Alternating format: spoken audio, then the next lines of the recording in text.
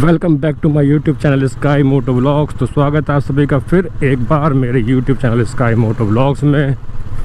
तो हम निकल चुके हैं ऑफिस और मैं इस वीडियो में बताने वाला हूं आप लोगों की कि मेरी बाइक चल चुकी है भाई 50,000 किलोमीटर। और अब तक इसमें मतलब इतनी चलाने में इसमें क्या प्रॉब्लम्स आई हैं, क्या दिक्कतें आई है, वो सब मैं आपको इस वीडियो में बताने वाला हूँ। क्योंकि अब मैं दिखाऊं तो मेरा इस टाइम पे मतलब एग्जैक्ट अभी तो इसमें 56,000 हो चुकी है। और जब मैंने वीडियो बनाने का सोचा था तो उस टाइम पे 50,000 नहीं हुआ था, कुछ 49,000 था। फिर मैं चला गया तो ऐसे ही रह गया।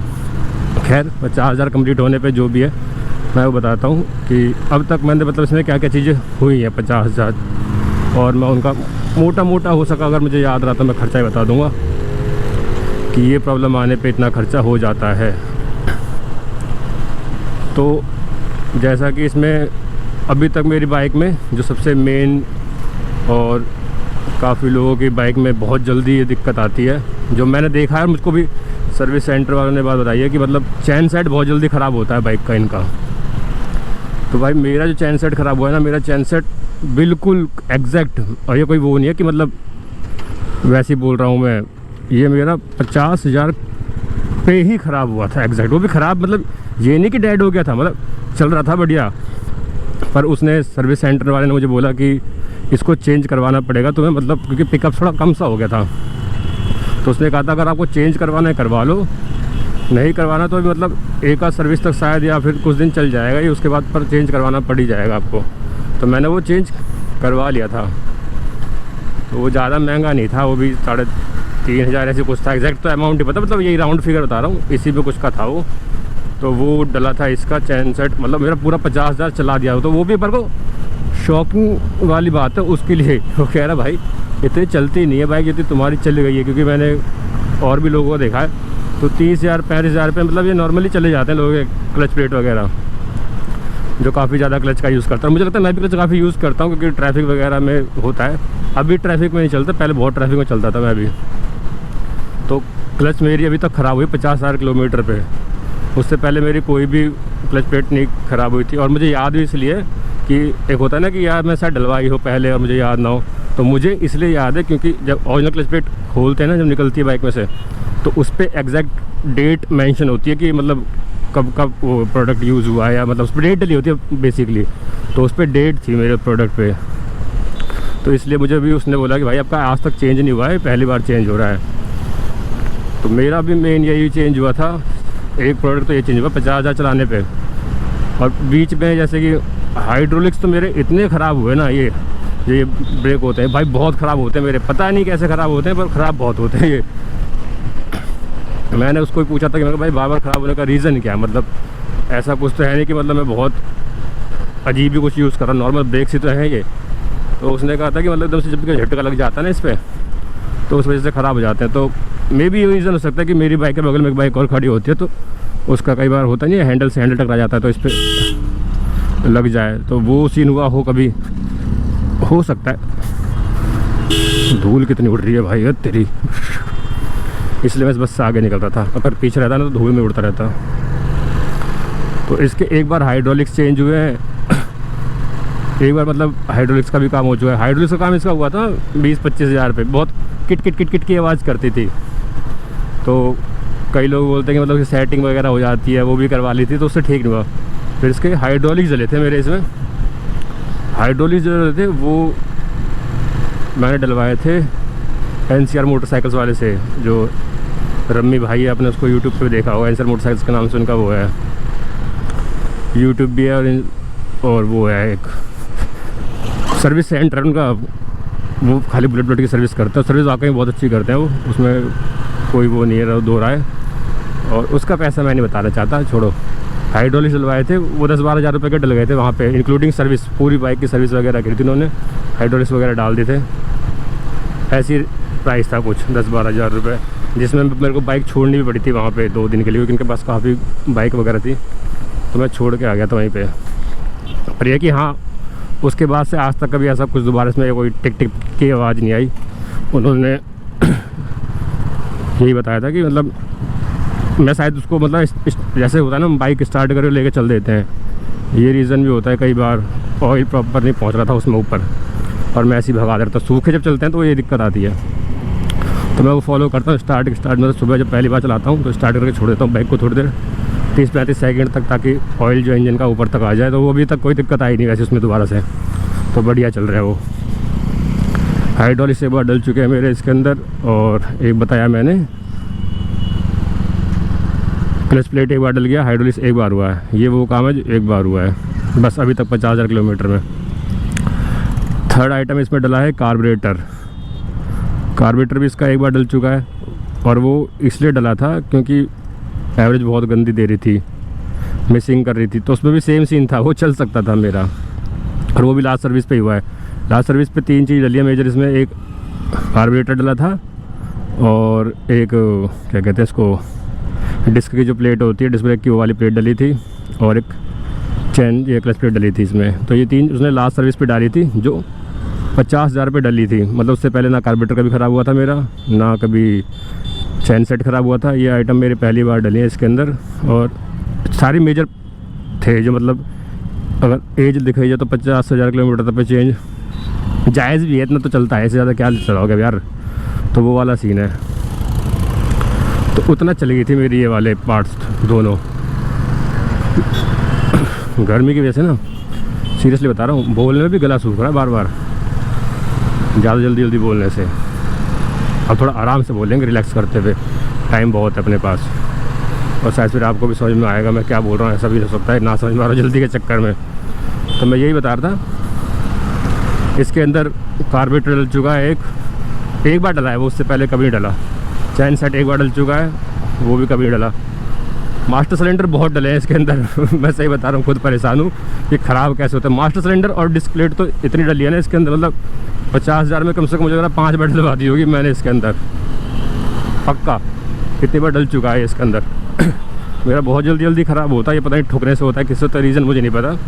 बट इस बार मैंने उसको बोला, मैंने कहा भाई ये बार ख़राब होता है, और 1800 रुपये का एक पार्ट है, और फिर कुछ दिनों में फिर ख़राब हो जाता है। ये ज़्यादा नहीं चलता, 3 महीने ही नहीं चलेगा, फिर ख़राब हो जाएगा। पता नहीं क्यों होता है ऐसा, मेरा चलाने का तरीका ऐसा है कि समझ में नहीं आया मुझे आज तक क्यों ख़राब होता है, मुझे खुद को नहीं पता है ऐसा होता है। मतलब कईयों का नहीं, कईयों का सब किसी का नहीं होता, मेरा ही ख़राब होता है, पता नहीं क्यों साला ये। तो उसने इस बार कहा कि चलो मैं इसके अंदर इसको मतलब चेंज ही नहीं करता, इसको क्या कहते हैं वो, इसका एक अंदर एक कोई पार्ट होता है, चाइल्ड पार्ट होता है, वो भी शायद इसी चीज़ के लिए होता होगा, रिपेयर करने के लिए। तो उसने रिपेयर कर दिया, वरना वो हर बार नया ही डाल देते हैं सर्विस सेंटर वाले कि नया डाल दो, वो चलेगा ज़्यादा, ये चलता नहीं है चाइल्ड पार्ट। तो मैं कहा तो चाइल्ड पार्ट ही डाल दे भाई इस बार, क्योंकि जब चलना ही उतना ही है 2-3 महीने, और ये भी इतना ही चल जाए तो मेरे लिए तो वो ज़्यादा बेटर है ना, क्योंकि कोई दिक्कत तो है ही नहीं, दोनों में सेम ही तरह चलता है, वो ऐसे भी चलाओ चाहे वैसे चलाओ, ब्रेक उतने ही लगने। तो मैंने वही करवाया इस बार, तो बढ़िया चल रहा है अभी तक, तो काफ़ी दिन भी हो गए। थर्ड इसमें अब मेरे को वो याद नहीं आ रहा चैन सेट का यार, 50,000 किलोमीटर मैंने चला दी। चैन सेट शायद मेरा चैन सेट मेरा 2 बार डला है इसमें, एक बार डला था, नहीं एक बार डला है, हाँ चैन सेट भी मेरा एक बार ही डला है। 23-22 हज़ार रुपये मेरा एक चैन सेट डला है, 23,000 किलोमीटर पर चल गया था, अच्छे से याद है मुझे। 23 और 25 के बीच में डला था, क्योंकि मुझे खुद बोला था कर इतना ही चलता है ये। तो शायद अब इसका नंबर भी आ रहा है, ये भी सच है कि हाँ इसका नंबर आ चुका है चैन सेट दोबारा डलवाने का, क्योंकि चैन की जो रिंग्स डली होती है ना, चैन के ऊपर चैन होती है, चैन के बीच में जो जॉइंट के बीच में गोल गोल से पार्ट्स होते हैं, वो जाते हैं, मतलब घिस जाते हैं। तो वो घिसने स्टार्ट हो गए इसके, वो लूज़ हो जाते हैं। तो वो उसका नंबर अगली सर्विस पे पक्का आएगा, अगली सर्विस पे आ जाएगा नंबर चैन सेट का भी। तो चैन सेट का नंबर आ चुका है, और चैन सेट मेरा एक बार जा चुका है इसका अभी तक इतने सालों में। मेन अब इसमें जो हुआ था ना, इंजन का भी बोलेंगे, इंजन तो नहीं बोलेंगे, हेड का काम हुआ था। हेड में वही हाइड्रोलिक्स का हुआ था, टिक टिक टिक टिक वाली आवाज़ आती थी, वो मेन था। क्लच प्लेट डल चुके हैं, देखो ये सारी चीज़ें इसमें हुई है। बाकी नॉर्मल तो वैसा कुछ बहुत बड़ा पार्ट है नहीं। बैटरी 2-3 बार डल चुकी है, बैटरी एक बार लॉकडाउन में खड़े ख़राब हुई, उससे पहले एक बार खुद ख़राब हुई, फिर अभी थर्ड टाइम एक बार और डलवाई थी मैंने बीच में। तो ये तो छोटे मोटे चीज़ें चलती रहती हैं इनकी, बैटरी ये तो कोई नहीं है। मतलब गाड़ी से रिलेटेड कुछ अगर वैसा कुछ है मेजर, तो भाई 50,000 तक तो मेरा कुछ नहीं डला था सिवाय चैन सेट के और हाइड्रोलिक्स के। हाइड्रोलिक्स भी शायद मेरी गलती थी, मैं चलाता ऐसे था तो इसलिए वो ख़राब हुए थे। बाकी तो इसमें कुछ ऐसा अभी तक ठीक नहीं आया, और अभी तक मतलब बढ़िया चल रही है। कोई इंजन विंजन कुछ भी करवाने की भी ज़रूरत नहीं पड़ी एकदम। वो उसको मतलब वो भी टेस्ट करते हैं तो वो भी कह देते हैं कि भाई अभी सब कुछ बढ़िया, कोई दिक्कत वाली बात नहीं है, मत चलाओ।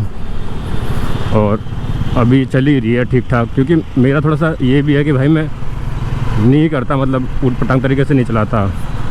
मैं बहुत नॉर्मली चलाता हूँ, 80 की स्पीड पे रखता हूँ नॉर्मल। और फिर इतनी जगह भी नहीं मिलती दिल्ली में भगाने की कि तुम भगा लोगे, सबसे बड़ी बात ये भी है। तो मेरे तो 80 से ऊपर जाती नहीं है बाइक भाई। बहुत खुला रोड है, बहुत लंबा वो है ट्रिप, तो चलो 90 तक एक बार को भगा भी लेगा, 90-100, वो भी रेगुलर नहीं, कभी कभार होता है, वरना 80 नॉर्मल चलाता हूँ, 70-80। और उसकी वजह ये भी है कि गाड़ी मेंटेन रहती है भाई। मेरे अंदर थोड़ा सा डर भी बैठा हुआ है। एक बार एक्सीडेंट हुआ था मेरा, जब से ना तब से मैं औकात पे आ गया हूँ। अब ना भाई हल्के ही चलाता हूँ, कोई ज़रूरत नहीं है। थोड़ा लेट हो जाएंगे वो ठीक है, बस हवाबाजी के चक्कर में नहीं। तो मैं वो भी अपना बहुत प्यार चलाता हूँ। ये भी रीज़न है कि क्योंकि भाई देखो, किसी चीज़ को तुम अच्छे से यूज़ करोगे ना तो वो ऑब्वियस सी बात है बढ़िया करके चलेगी। अब तुम उसकी रेड मार दोगे बिल्कुल। मेरे को तो सर्विस सेंटर वाले तक पे गुस्सा आता है जब सोच बोलो ना भाई पिकअप नहीं आ रहा है इसमें, ऐसे वो तो ऐसे भगा के टेस्ट करते हैं कि मेरा मूड ख़राब रहता है। भाई तो पूरी बाइक ही ढीली कर देगा, लगा ऐसे टेस्ट करने के चक्कर में ही। बहुत गंदी ट्राई करते हैं वो, हालांकि उनका काम है।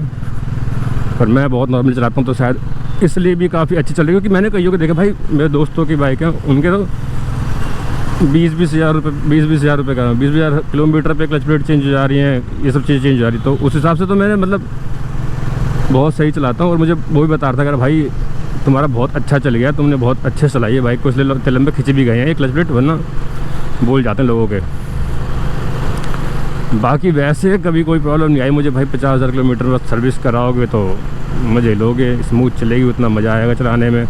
बाकी तो सब कुछ बढ़िया है, ढंग से चलाता हूँ तो ढंग से चल भी रही है। और मेरे को थोड़ा अच्छे टाइम तक रखनी भी अपने पास, मतलब बेचनी तो वैसे भी नहीं है, मतलब मैं चाहता हूँ इसको अच्छे टाइम तक चलाऊँ, एक लॉन्ग पीरियड तक।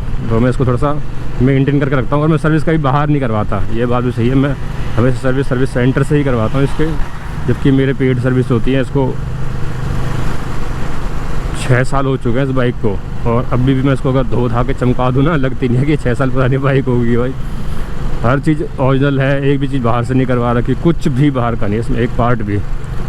तो एकदम बढ़िया मेंटेन कर रखी है। तो अगर आपके पास भी है रॉयल एनफील्ड और चलाते हो तो भाई यही बोलूँगा, प्यार चलाओ, बहुत बढ़िया चलेगी। क्योंकि सर्विस कॉस्ट ऐसी आती है ना, दिमाग ख़राब हो जाता है। तो इससे अच्छा है कि प्यार चलाओ और लंबी चलेगी, अच्छी चलेगी, पार्ट्स जल्दी ख़राब होंगे नहीं। क्योंकि पार्ट्स बहुत महंगे पड़ जाते हैं इसके, देखा जाए तो। मेरी मानोगे नहीं, मेरी लास्ट सर्विस 15,500 रुपये की हुई थी। 15,500 में तो भाई मैं, मुझे लग रहा फॉर्च्यूनर की सर्विस करवा ही लेता। उसमें क्या डाला था इसमें, क्लच प्लेट, कार्बोरेटर और एक वो डिस्क की प्लेट डली थी, ये मेजर पार्ट थे। 15,500 रुपये का बिल बना था इसके अंदर। तो इसलिए जितना कम खर्चा चाहिए तो प्यार चलाओ, खर्चा कम होगा। पर हाँ, मुझे कभी इससे कभी कोई प्रॉब्लम नहीं हुई कि हाँ कभी इतने सालों में कोई दिक्कत हुई हो इस बाइक में। एकदम बढ़िया चलती है भाई, मक्खन चलती है, मज़ा आता है। बाकी अब की जो बाइक आ रही है उनका तो भाई मुझे नहीं पता, लेटेस्ट वाली बाइकें कैसी हैं क्या है। मैं क्योंकि मैं रेगुलर तो उसे यूज़ नहीं करता, कभी कभार चलाने में मज़ा आता है, उनको बात अलग है। वैसे दिक्कत नहीं बता सकता मैं उनकी, चलने में स्मूथ है वो बाइक है जो नई आ रही है क्लासिक वगैरह। बट मुझे वो पसंद नहीं आती। तो ये था मेरा एक फीडबैक या रिव्यू कि अगर 50,000 तक चलने पे कितना खर्चा आता है, क्या दिक्कत आती है। मोटा मोटा आई होप समझ में आ गया होगा आप लोगों को कि मैं क्या बोलना चाह रहा था। आज हम दूसरे रूट से आ गए भाई साहब ऑफिस के लिए। एक तो गर्मी इतनी हो रखी है ना, दिमाग ख़राब होता है। उस रोड पे धूप बहुत मिलती है, ये भी दिक्कत है। यहाँ पे बेचारा मेट्रो का पिलर मुझे बचा तो लेता धूप से, थोड़ी देर ही सही पर बचा लेता है। वहाँ तो बिल्कुल ऊपर ही ऊपर जाना है पूरा रास्ता, बल्कि गर्मी और लगती है वहाँ पे आने जाने दोनों में। अब यहाँ पे देखो हम पिलर के नीचे आराम से आए हैं उतनी देर तक। अब यहाँ से थोड़ा सा रास्ता और फिर यही वाला आएगा धूप वाला, फिर उसके बाद फिर छाया आ जाएगी, तो मेरे को थोड़ी सी राहत मिल जाएगी। गर्मी में यही प्रॉब्लम है, यहाँ थोड़ा सा ना संभल के चलना पड़ता है। संभल के मतलब बच के चलने का धूप से। और ऐसे रोड मिलते नहीं जहाँ धूप हो ना। धूप तो मिलेगी रोड पे। तो आजकल ये वाले शॉर्टकट निकाले मैंने, मेट्रो पिलर जहाँ पड़ते हैं वहाँ से निकलो और बचते रहो धूप से। देखो मेट्रो सामने से क्या सही लगती है देखने में। एक बात तो है, मेट्रो भी कई जगह पे ऐसी लोकेशन ऐसी सेट हो जाती है ना, बड़ी लगती है देखने में। ओ यार, मेरे को ना इसमें वो ट्राई करना था आज, मैंने देखा जल्दबाजी में भूल गया। मुझे इसके अंदर सुपर व्यू करना था और मैंने ये वीडियो ऐसे ही शूट कर दिया, मतलब वाइड एंगल पे। मुझे इसका एंगल चेंज करना, मुझे ना सुपर व्यू पे वीडियो देखनी है इसकी कैसी आती है। मैं आज ना जाके मतलब घर पे जाऊंगा तो सबसे पहले इसको डिफ़ॉल्ट करके रखूँगा साले को सुपर व्यू पे। मुझे सुपर व्यू का व्यू देखना है कि उस पर आता कैसा। वैसे वाइड एंगल भी अच्छा आता है, जिस एंगल में भी बनाता हूँ तो ये भी अच्छा एंगल आता है, मतलब काफ़ी चीज़ें कवर कर लेता है। बट मेरे को सुपर व्यू भी देखना है एक बार कि उसका फुटेज कैसा आता है। तो अगली वीडियो जो बनाऊँगा ना वो सुपर व्यू में बनाऊँगा। इसमें बस मुझे ये देखना है कि कितना एंगल वो कवर करता है। मैं सोच रहा था रात को कि मैं वो एक सुपर व्यू में बनाऊंगा इस वीडियो को, मतलब मेरा काफ़ी टाइम से ये वाइड एंगल चला रखा है मैंने। तो मैंने सोच रखा था ये सुपर व्यू बना के देखूंगा कि कैसा व्यू आता है उसमें, कितना एरिया कवर करता है, कितना बढ़ता है उससे और कैसी चीज़ें दिखती है। और मैं भूल गया यार सुबह जल्दबाजी में। मैं पर अब करके ही रहूँगा, अब जाके ना इसको सेट करके ही रख दूँगा, क्योंकि इसमें से बड़ा फ़ायदा ये है कि बार सेट कर दो तो दोबारा सेट करने की जरूरत पड़ती नहीं है। तो इस बार मैं सेट करूँगा इसको सुपर व्यू पे, ताकि मुझे याद रहे ना रहे वो अपने आप सुपर व्यू पे रहे वीडियो। फिर शायद आप लोगों को भी मतलब और ज़्यादा अच्छे से दिखे चीज़ें, एंगल डिफरेंट होगा तो काफ़ी चीज़ें कवर कर लेगा। जैसे मेरे लेफ्ट में पूरी वॉल है ना, दूर से दिख रही होगी, पास से नहीं दिख रही होगी। सुपर व्यू में पास से भी दिखेगी, काफ़ी कुछ होगा उसमें। ऐसा मैं ऑब्ज़र्व कर रहा हूँ, एक्चुअल मुझे भी नहीं पता कैसा होगा, मैं ऑब्ज़र्व कर रहा हूँ ऐसा, क्योंकि कुछ एरिया बढ़ जाता है उससे। अभी इसमें जैसे हैंडल आ रहा है मेरा, उसमें हैंडल के बगल का मतलब काफ़ी एरिया भी कवर कर लेता है वो। तो इस चक्कर में मुझे वो करना है, देखूँगा आज जाके। याद तो खैर मैं रखूँगा चार्जिंग पे लगाने जाऊँगा तो अपने आप मुझे याद आ जाएगा कि हाँ इसमें ये चीज़ चेंज करनी है। वैसे याद नहीं आती मुझे चीज़ें, जब चीज़ हाथ में रहती हैं तो याद आता है। तो पक्का पता जब मैं चार्जिंग करने जाऊँगा तभी मुझे याद आएगा कि इसके अंदर ये भी करना था, कर ले। तो अगली वीडियो तो सुपर व्यू ही करेंगे हम इसका। अब ये बन गई तो बन गई, अब क्या कर सकते हैं। पर मैंने सोचा था कि हाँ आज मैं इसका एंगल चेंज करूँगा, वाइड एंगल है तो सुपर व्यू में करके देखूँगा। बट कोई नहीं, ये भी ठीक है, दोनों सेम ही होंगे, थोड़ा बहुत 19-20 का ही फ़र्क होता है। देखो मेरे को ना सबसे बड़ा बेनिफिट पता है क्या मिलता है व्लॉगिंग करने के टाइम पे? मुझको पता नहीं चलता रास्ते का, बिल्कुल भी नहीं आइडिया मिलता कि मैं कब ऑफिस पहुँच गया। अब मैं ऑफिस के पास पहुँच गया और मैं सही बता रहा हूँ, मुझे बिल्कुल नहीं पता चला कि मैं जल्दी यहाँ तक आ गया। मैं वैसे आता तो मैं गाने सुनता हुआ आता आराम से, मतलब कोई वो नहीं होता मुझे कि हाँ आराम से मुझे मारता हुआ धीरे धीरे पहुँचता। हालांकि पहुँचता टाइम से ही हूँ, मैं लेट नहीं होता भाई, बट पता नहीं चलता रास्ते का ऐसे में मुझे कि मैं पहुँच गया। वैसे पता चलता है कि हाँ अभी दूर है, ये है वो है।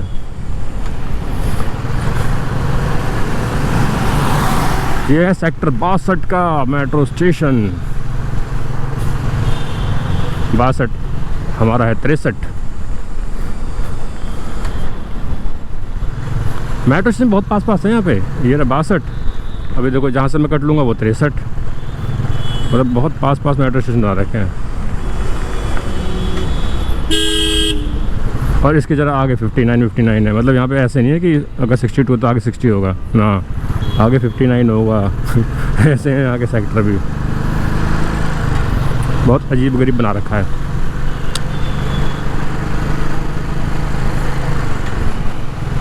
भाई बुलेट भी अपना कॉमन सी लगती है मुझे तो, मतलब हर बंदे के पास देखो बुलेट लेके घूम रहा है हर बंदा। ये साड़ी आसान हो गई कि चलानी है, पेट्रोल सस्ता हो गया, क्या दिक्कत है, मतलब हर कोई लेके घूम रहा है भाई। इसे देखो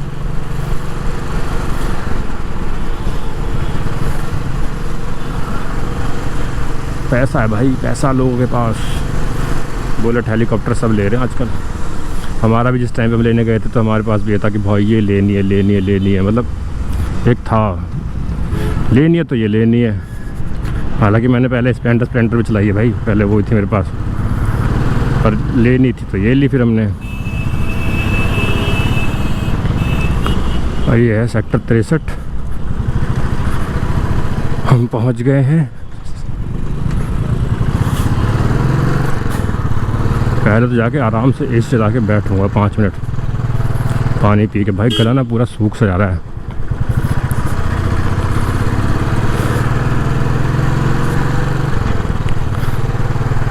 नोएडा वैसा का वैसे ही रहता है, बदलता नहीं है भाई साहब। इतने दिन की छुट्टी बाद आया तो भी कुछ नहीं बदला। गले में खिचखिच होने लगी अब मेरे को। रुकना मैं चाहता नहीं हूँ अब इतनी देर के लिए, कोई रुकेगा नहीं क्योंकि अब ऑफिस के बिल्कुल पास है। ऑफिस में जाकर आराम से पानी वानी मारेंगे। तो हम पहुँच चुके हैं अपने ऑफिस। आई होप आप लोगों को ये वीडियो देख के मज़ा आया होगा। अगर वीडियो अच्छी लगी हो तो प्लीज़ वीडियो को लाइक कर देना, चैनल को सब्सक्राइब कर देना और वीडियो को हो सके तो शेयर कर देना दोस्तों के साथ। मैं आप लोगों से मिलूँगा किसी और वीडियो में बहुत जल्दी। जब तक वीडियो को लाइक करो, शेयर करो, चैनल को सब्सक्राइब करो, वीडियो को शेयर करो। मैं मिलता हूँ नई वीडियो में। जब तक अपना और अपनों का ध्यान रखो भाई। Got a lot of shit to say, so I'ma do this every day. I'll be writing things until I'm fucking buried in my grave. 6 feet deep under, but my body won't decay. Cause my messages are timeless, so they'll put them on display. Oh yeah, I rap with a certainty, I have a sense of urgency. A message for eternity, for everyone internally.